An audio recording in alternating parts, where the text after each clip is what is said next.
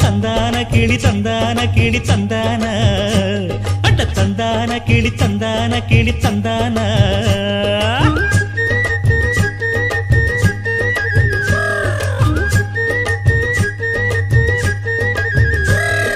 நீ என்ன தென்மதுரை அரசாணியா நெசமாக வந்து இருக்கும் அல்லிராணியா நான் என்ற எண்ணம் கொண்டு நடக்காதம்மா நடந்தா தங்கையா கிட்ட நடக்காதம்மா இல்லாதத பொல்லாதது எல்லாருக்கும் சொல்லாது எம்மா எம்மா சும்மா சும்மா அங்கே இங்கே துள்ளாது பெண்ணாக வந்தாலே பெரும்பாகியம் முன்னோர்கள் சொன்னாரடி ஒரு வாக்கியம்